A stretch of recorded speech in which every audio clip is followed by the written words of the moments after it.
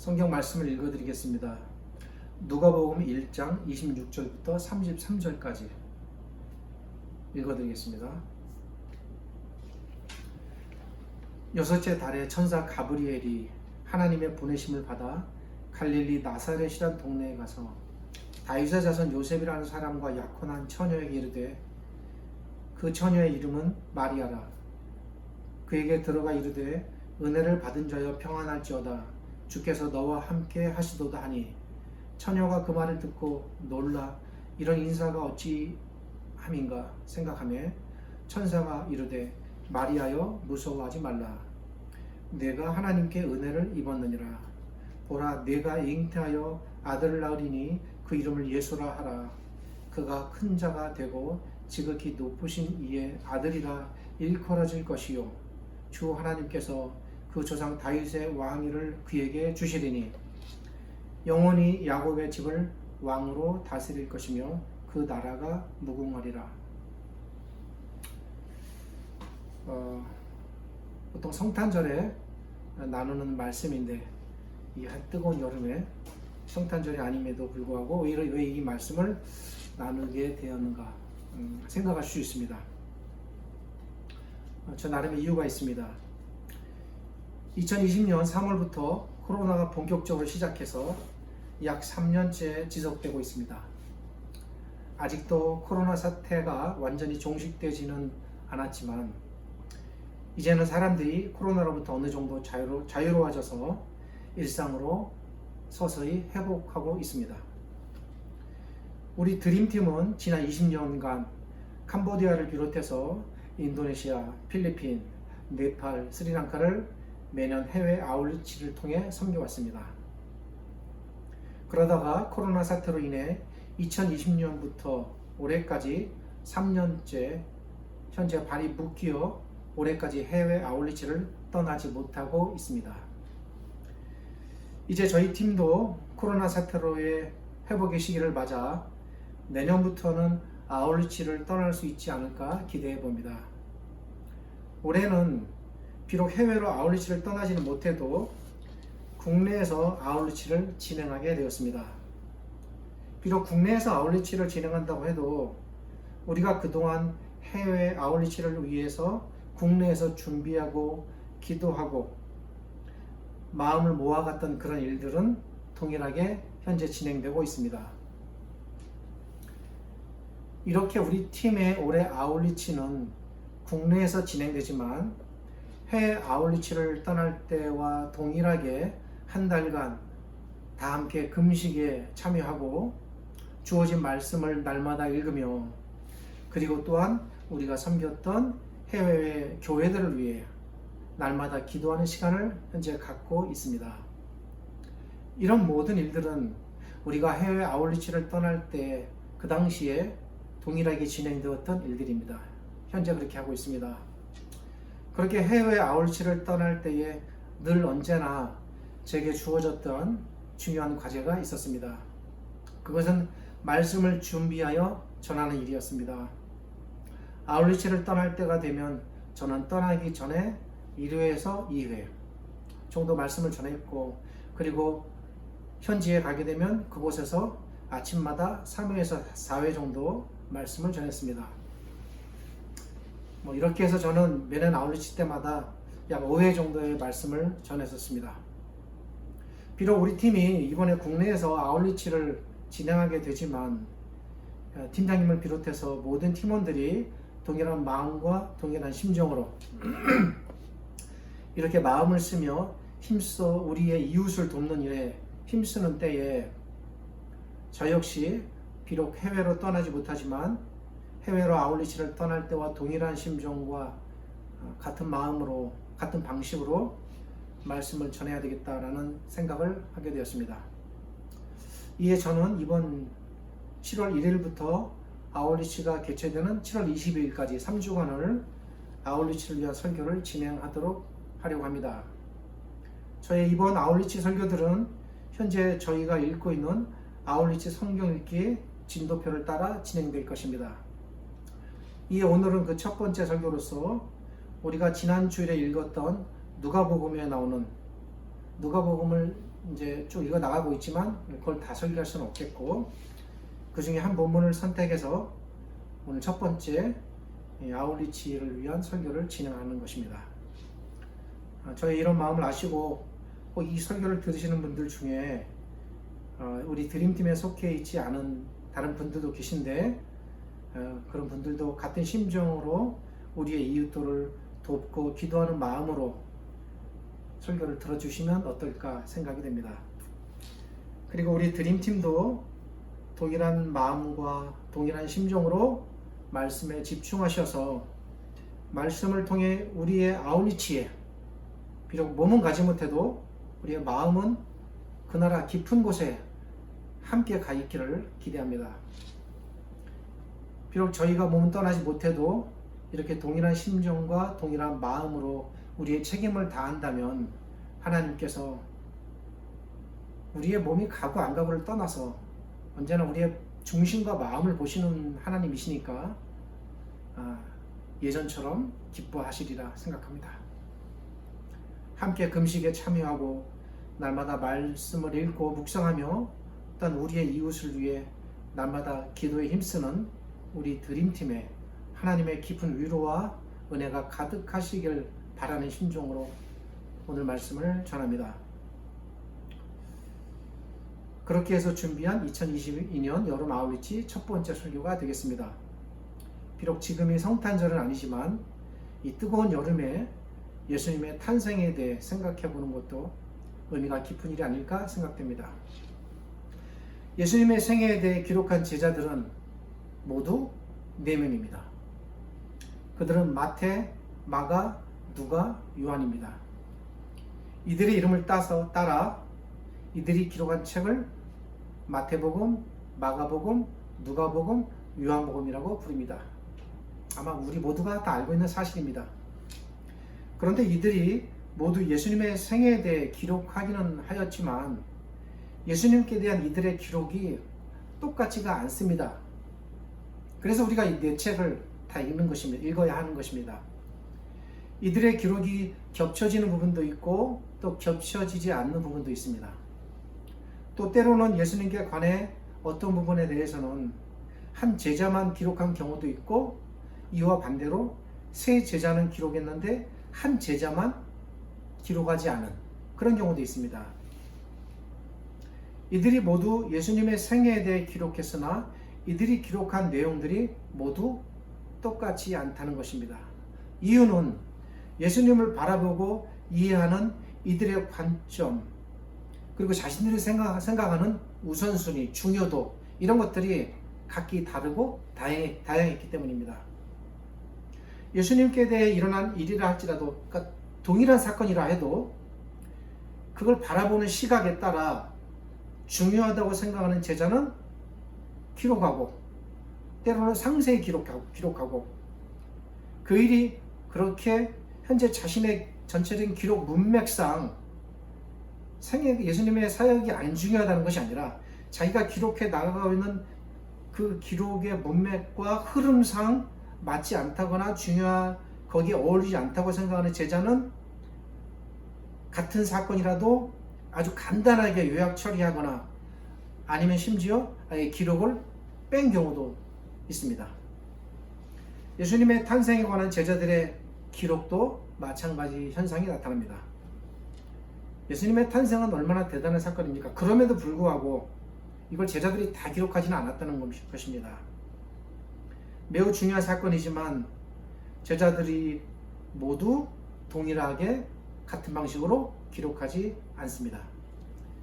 마가는 특별히 예수님의 탄생 자체보다는 그분이 오신 이후에 어떻게 세례 요한과 더불어 이제 그분의 사역이 펼쳐져 나가는가에 더 관심을 가졌기 때문에 예수님의 탄생에 대한 기록은 아예 뺐습니다. 마가복음에는 예수님의 탄생에 대한 기록이 그런 거로 나타나지 않고 요단강에서 일어나는 세례 요한을 만나는 장면부터 예수님께 대한 기록이 나타나고 있습니다. 반면에 마태와 누가와 요한은 예수님께서 이 땅에 오신 사건을 그 자체를 매우 중요하게 여겼습니다. 그래서 마태와 누가와 요한은 예수님의 오심에 대해 모두 기록합니다. 그런데 이 세 분의 기록도 역시 조금씩 차이가 납니다. 마태와 누가는 예수님의 탄생 자체를 하나의 사건으로 보고 사건 중심으로 그 사실적인 기록을 하였다면, 요한은 예수님께서 태어나신 사건 자체보다는 구약 성경과 연관해서 그분의 오심이 어떤 의미를 지니며 그분의 본질이 무엇인가를 밝혀내는 것에 더 목적을 가졌습니다. 그래서 요한은 예수님을 말씀으로 표현했고 그분이 태초부터 계신 분이다라는 기록으로부터 예수님의 오심에 대한 기록이 시작됩니다. 이제 마태와 누가가 예수님의 탄생 사건 자체를 기록하게 되는데, 이 두 제자들의 기록도 잘 살펴보면 서로 간의 시각 차이가 발생합니다. 마태와 누가는 예수님의 탄생이라는 사건을 각기 자신의 관점에서 독특한 방식으로 전개하고 있습니다. 마태는 예수님의 탄생에 대해 기록할 때, 마태입니다, 요셉의 관점에서 기록했습니다. 마태는 요셉의 이야기로부터 시작해서 요셉이 마리아와 결혼을 취소하려고 했던 사건, 천사가 요셉에게 나타난 일, 천사가 요셉에게 전한 내용 등등을 기록하는 방식으로 예수님의 탄생 이야기를 전개해 나갑니다. 반면에 누가는 또 전혀 다른 방식으로 예수님의 탄생에 대해 기록합니다. 우리가 오늘 읽었듯이 이 누가의 기록에는 요셉이 마태와 비교해 볼 때 전혀 등장하지 않습니다. 대신 누가의 기록에서 중심이 되는 인물은 요셉이 아니라 마리아입니다. 특별히 누가는 마리아에게 나타난 천사의 이름까지 밝히고, 천사가 마리아에게 전한 내용은 무엇이고, 천사에게 보인 마리아의 태도와 그 얼떨떨했던 그 마리아의 반응까지도 상상하게끔 하는 굉장히 구체적인 기록들이 등장합니다.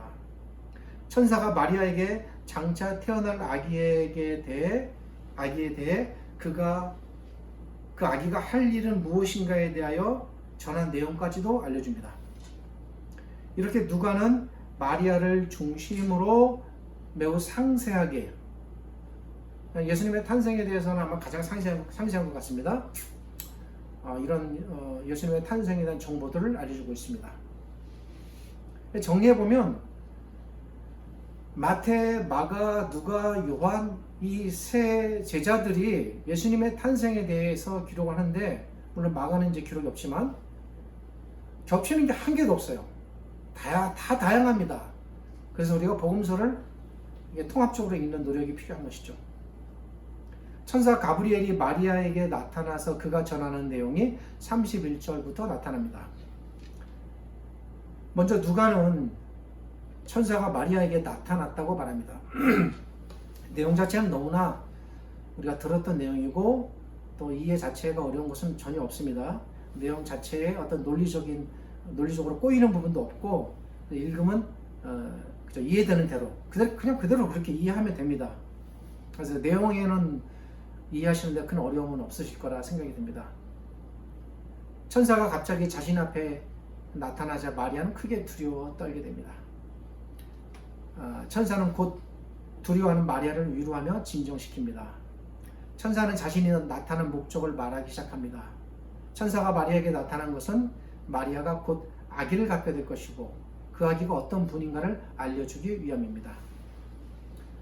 누가는 마태와는 조금 다른 방식으로 아기의 이름을 알려줍니다. 이 부분에서도 마태와 차이가 있습니다. 31절에서 가브리엘은 나실 아기의 이름을 예수라 하라고 알려줍니다.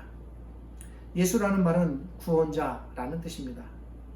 이 예수라는 이름은 태어나실 아기가 어떤 일을 하실 것인가를 이름을 통해 알려주는 것입니다. 예수라는 이름은 이 태어나실 아기가 이름에 걸맞게 자기 백성을 죄와 심판으로부터 구원하실 구원자가 될 것이다 라는 것을 알려주는 것입니다. 그런데 태어나실 아기가 마리아의 몸에서 태어나는 사람임에도 불구하고 그가 어떻게 인간이 할 수 없는 이러한 구원을 이룰 수 있을까?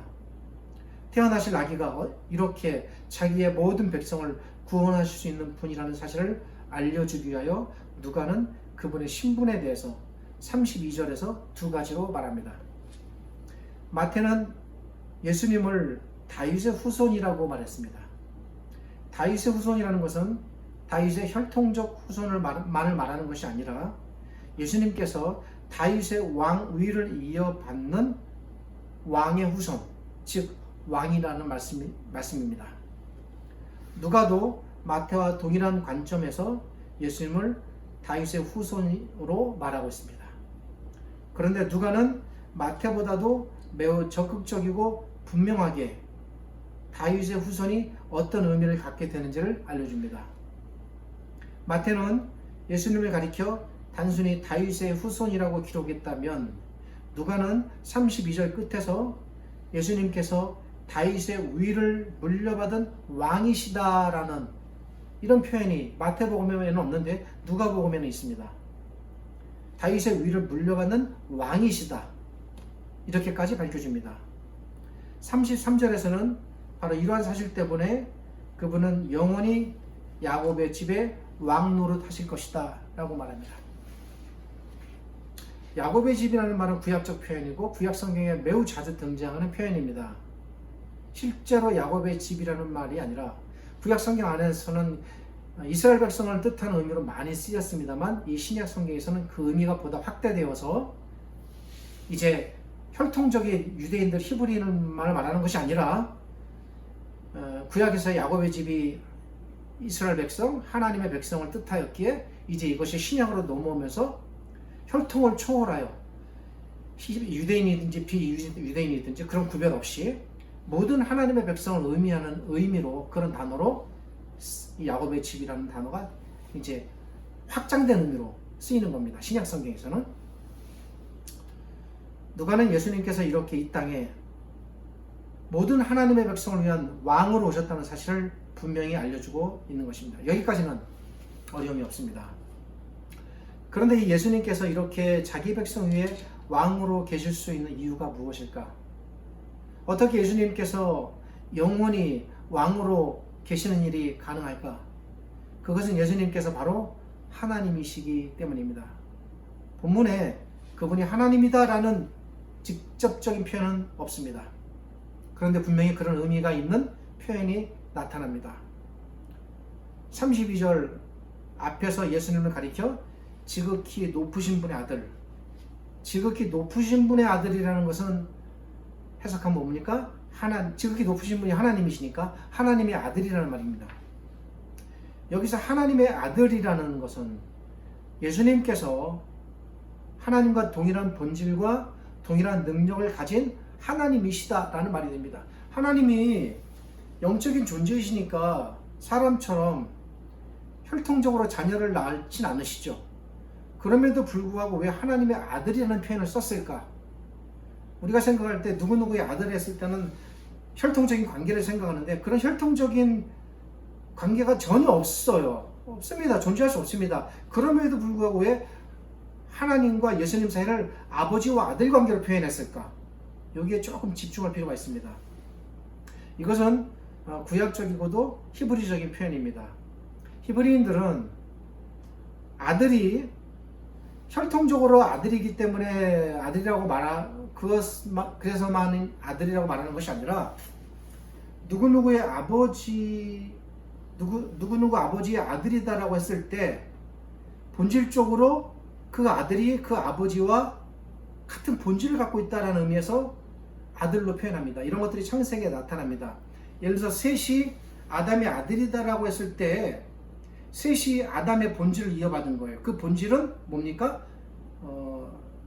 잠깐 원고에는 없습니다만 아담이 하나님의 형상을 물려받은 하나님의 형상이죠. 그래서 셋도 그 하나님의 형상을 물려받았다라는 의미에서 아담의 아들이라는 그 본질의 의미가 그 안에 담겨 있는 거예요. 이게 히브리식 표현입니다. 이런 아들에 대한 표현은 우리식의 아들이라는 표현과는 전혀 다른 방식의 의미를 담고 있는 것입니다. 그래서 예수님이 혈통적으로 하나님의 아들이 아님에도 불구하고 아들이라는 표현이 히브리적으로는 가능한 거예요. 이 차이를 아십니까? 우리는 아들이라는 말을 단순히 혈통적인 개념으로만 사용하지만 히브리인들은 아들이라는 말을 사용할 때 그 아들이 자기 아버지와 어떤 보이지 않는 그 동일한 본질을 갖고 있다는 것을 염두에 두고 누구의 아들, 누구의 아들 이런 표현을 쓰는 겁니다. 그러기에 신약 성경에 많이 등장하는 이와 비슷한 예수님에 관한 다른 호칭들이 나타나는데 그것이 뭐냐면 인자입니다. 인자. 이 부분에 관해서는 뭐 워낙에 많은 글들과 논문들이 많이 나와 있으니까 뭐 이제 웬만한 사람들은 많이 익숙한 표현인데 인자라는 표현 그리고 하나님의 아들이라는 표현 이런 말들은 예수님께서 혈통적으로나 또 지위적으로 아버지가 높고 아들은 그 아래고 뭐 혈통이나 지위적으로 이런 것이 전혀 아니고 예수님께서 비록 이 땅에 사람으로 오셨지만 그분은 본질적으로 하나님과 동일한 분이시다. 하나님의 본질을 갖고 계신 분이다. 라는 의미에서 인자나 하나님의 아들이라는 용어가 신약 성경에 등장하는 것입니다. 알겠습니까? 오늘 본문 33절에 소개되는 지극히 높으신 이의 아들이라는 말도 바로 그런 의미를 담고 있는 겁니다. 다시 말씀드리지만 이 말은 예수님께서 하나님의 아들이라는 말로써 예수님께서 하나님과 동일하신 본질을 지니신 하나님으로 이 땅에 오셨다라는 사실을 알려주고 있습니다. 그럼에도 불구하고 그러면 하나님이다라는 표현을 쓰지 않고 왜 아들이라는 표현을 쓸까? 그것은 예수님께서 하나님께로부터 보냄을 받았고 하나님의 말씀을 받들고 하나님의 뜻을 존중하며 하나님의 그 뜻과 마음에 따라 순종하시고 자신의 사역을 하나님의 뜻대로 가신다라는 의미에서 그런 의미에서 아들로 표현되었다라고 볼 수 있어요. 그래서 예수님께서 십자가에서 마지막 죽으실 때 아버지의 뜻에 제가 기꺼이 순종하겠습니다 라는 식의 그런 표현들이 등장하는 겁니다. 어쨌든 이 표현은 본질적으로 예수님께서 하나님이심을 알려주는 그런 표현이 되겠습니다. 여기서 우리는 특별히 누가가 예수님의 탄생 사건을 마리아를 중심으로 기록했다는 사실에 주목해야 합니다. 왜 그러냐면 보세요. 제가 앞에 잠깐 말씀드렸듯이 마태는 같은 사건을 누구 중심으로 기록했습니까? 요셉 중심으로 기록했습니다. 요셉 중심으로 기록했다는 것에는 어떤 무거운 의미가 담겨 있냐면 계보예요. 하나님으로부터 아담으로부터 다윗으로부터 예수님에게로 이어지는 거룩한 그 계보, 그거를 염두에 두고 마태는 요셉을 등장시킨 거예요. 그러나 이 누가는 마리아를 등장시킵니다. 마리아를 등장시킬 때는 계보가 중심은 아니에요. 다른 것이 중심입니다. 그 다른 것이 무엇인가? 왜 누가는 마리아를 등장시켰고 마리아 중심으로 이 사건을 기록하는가? 이거는 마태는 또 전혀 다른 입장입니다. 네. 이런 것들을 좀 생각해야 돼요. 나름의 그 깊은 의미와 독특한 그 누가의 관점이 있습니다. 여기서 이제 우리에게 떠오르는 질문이 있습니다. 그것은 누가는 왜 예수님의 탄생에 대해서 기록했을까? 예수님이 세상에 구주로 오신 분이기에 그 소식을 전하기 위해 기쁜 소식을 전하기 위해서 오직 그 목적으로만 기록했을까? 또 우리가 생각해야 할 부분이 있습니다. 그것은 누가는 왜 예수님의 탄생을 요셉이나 또 요한처럼 그런 방식으로 기록하지 않고 마리아 중심으로 기록했을까? 제가 말씀드렸죠? 마태가 요셉 중심으로 기록한 것에서는 예수님의 계보를 염두에 두고 계보 중심으로 기록하기 위해서 요셉을 등장시킨 것이라고. 또 요한은 예수님의 하나님 되심을 이제 강조했기 때문에 그분께서 태초에 계신 분으로서 말씀으로 존재하셨다고 기록했어요. 그럼 마리아를 중심으로 기록한 것에는 목적이 뭘까? 여기에 또 다른 의미가 있는 겁니다. 마태가 요셉을 중심으로 기록했으니까 누가는 짝을 맞추기 위해서 혹 마리아가 서운해할까봐 자신은 마리아를 선택한 것인가? 우스갯소리로 드리는 말씀입니다.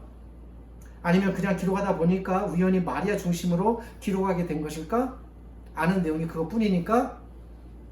과연 누가는 왜 예수님의 탄생에 대해 그것도 특별히 요셉을 택하지 않고 마리아를 선택했을까? 왜 마리아 중심으로 예수님의 사건을 기록할까? 일단 결론부터 말씀드리겠습니다.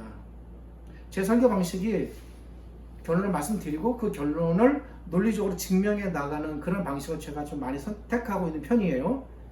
결론을 말씀드리고 왜 그 결론이 가능한가를 이제 그 도출 과정을 말씀드리는 겁니다. 누가가 마리아를 중심으로 예수님의 탄생 사건을 기록한 것은 결코 짝맞추기나 우연이 아닙니다. 또한 누가는 이 탄생 사건을 통해 예수님께서 세상에 구주로 오셨다는 그 사실을 전하기 위한 그것이 기록의 목적 전체가 아닙니다. 그것을 뛰어넘습니다. 그것을 뛰어넘는 누가의 기록 의도. 이 누가의 기록 방식 속에는 누가만의 매우 깊고도 심오한 의도와 목적이 담겨 있습니다. 지금부터 이 부분에 대해 말씀을 살펴보려고 합니다. 예수님께서 여자의 몸을 통해 이 땅에 구주로 오실 것을 하나님께서 알려주신 이 사건은 본문에서는 천사가 나타나서 여자인 마리아에게 그렇게 구주가 난다는 것을 지금 이제 고지를 통하여 신탁을 통해서 알려주고 있지만 여자의 몸을 통해 이렇게 아기가 태어날 거다라는 것을 알려주신 사건은 하나님께서 그동안 잠잠히 침묵하시다가 예수님께서 태어나실 때가 되니까 천사를 보내셔서 처음으로 알려주신 소식이 아닙니다.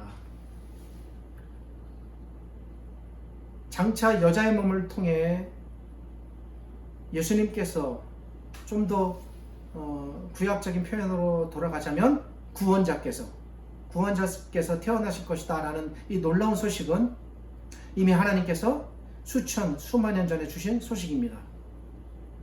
그 소식을 처음 받은 여인이 누굽니까? 아마 제 창세기 설교들을 들으신 분들은 뭔 얘기 하려는구나 이미 다 짐작을 하실 것입니다. 왜냐하면 제가 그때 다 얘기했거든요. 말씀드렸거든요. 그 여인은 여러분이 아는 바로 그 여인입니다. 누구입니까? 아담의 아내 하와입니다.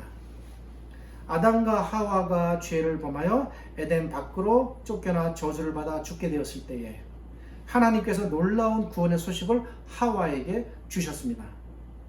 그때 하나님께서는 하와에게 말씀하셨습니다. 하와야, 지금 내가 비록 죄를 범하여 저주를 받게 되지만 언젠가 너를 통해 한 후손이 태어날 것이다. 그 후손이 너와 너의 후손을 구원할 것이다. 물론 하와에게 직접 하신 말씀은 아니고 사탄에게 하시는 말씀을 통하여 하와에게 주시는 말씀입니다. 꼭 우리가 이해하면 되겠습니다. 창세기 3장 15절입니다. 하나님께서는 이미 수만 년 전에 장차 예수님께서 이 땅에 구원자로 오실 이 소식을 하와에게, 여인에게 처음 주셨습니다. 그리고 제가 이제 창세기 설교를 쭉 했듯이 하와도 그렇게 받아들였고 자기가 아들을 낳을 때에 그 아들에 대한 그런 기대를 품었습니다.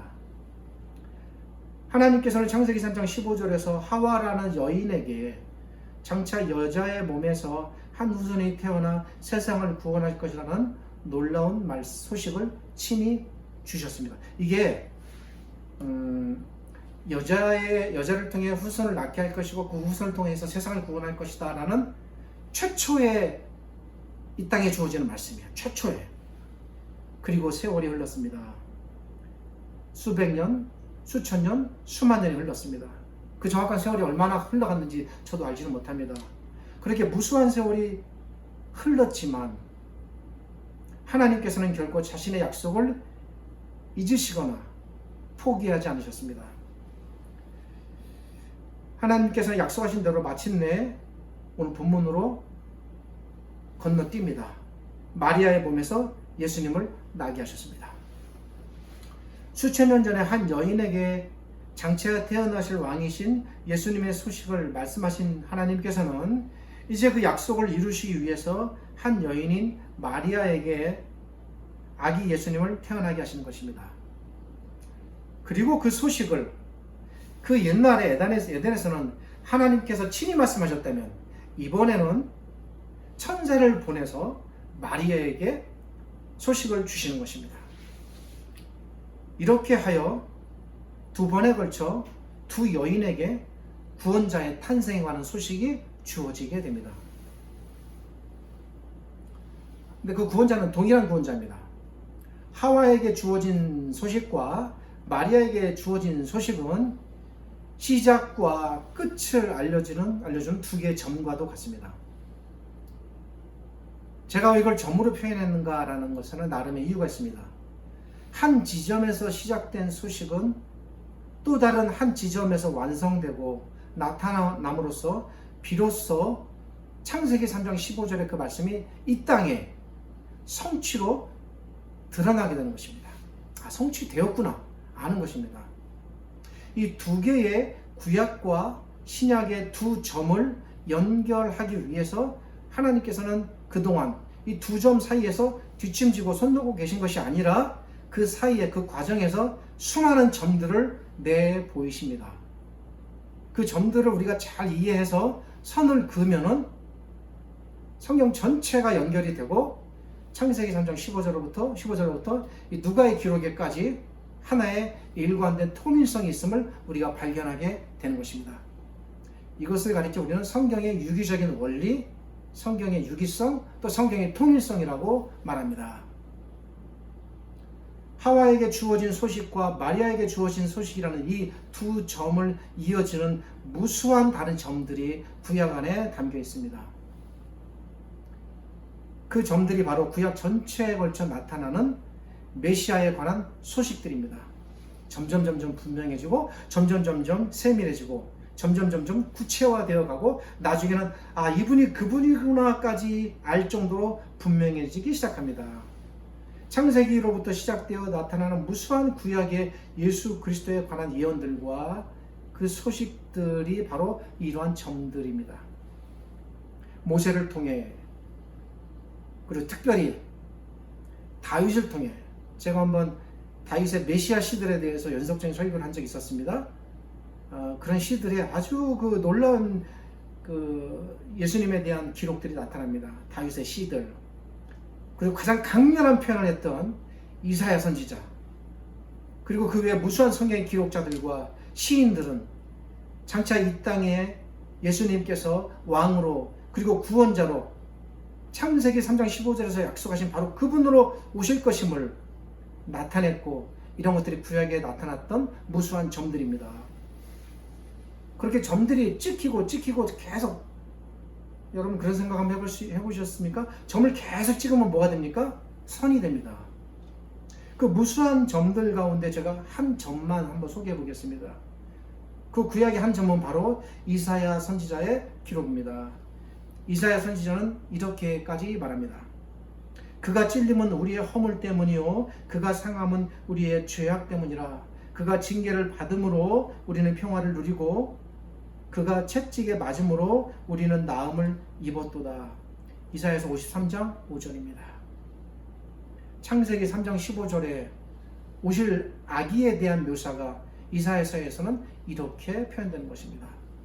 다시 말씀드리면 창세기 3장 15절에 찍힌 한 점은 오실 메시아에 관한 이 소식은 수많은 점들로 연결되어 한 선이 되었습니다. 그리고 이 선은 마지막에 한 점으로 끝나게 됩니다. 완성됩니다. 그 마지막 점이 뭡니까? 바로 오늘 본문입니다. 마리아에게 전해진 이 소식입니다. 이로써 하나님께서는 장차, 정리하시고 집중해서 잘 들으셔야 됩니다. 장차 여자를 통해 세상을 구원하실 한 후손을 내시겠다라는 창세기 3장 15절의 약속을 마리아라는 여자를 통해 예수님을 보내주심으로써 그분의 창세기의 약속을 신이 이루셨습니다. 그래서 제가 오늘 설교의 제목을 약속의 성취, 하나님의 약속의 성취라고 정했습니다. 그러기에 우리는 마리아에게 주어진 이 기쁜 소식을 단순히 한 역사적 시점의 사건으로 봐서는 안 됩니다. 이 소식은 이미 수천 수만 년 전부터 시작된 예수 그리스도의 오심에 대한 마지막 완성이 되는 소식이다라는 관점에서 보아야 합니다. 왜 그렇게 보아야 하는지 이유가 있어요. 성경을 잘 알고 그래서 지식이 풍부해지는 것이 아니라 이런 관점으로 보아야만 하나님에 대한 모습이 제대로 이해되고 그분이 바로 보이고 하나님이 어떤 분인가에 대한 포괄적이고도 총체적이고도 분명한 그분의 모습이 우리 안에 들어오는 겁니다.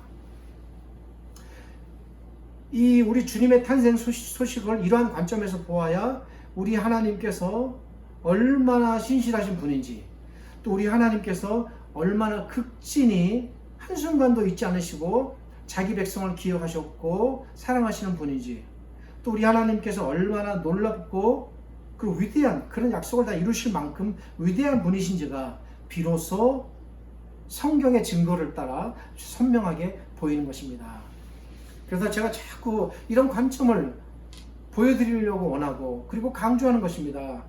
그저 한 본문을 단편적으로 이해해서 윤리적인 도덕과 선악을 배우자는 것이 아닙니다. 예수님께서는 이 땅에 왕으로 오셨습니다.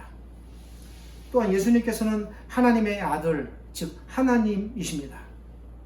그런 왕께서, 그런 하나님께서 친히 이 땅에 사람의 몸을 입고 오셨습니다. 그리고 그것은 하나님의 약속의 성취였습니다. 모든 영광, 모든 권세, 모든 능력이 예수님께 있었지만 예수님께서 이 모든 영광의 옷들을 내려놓으시고 친히 사람의 누더기를 입으셨습니다.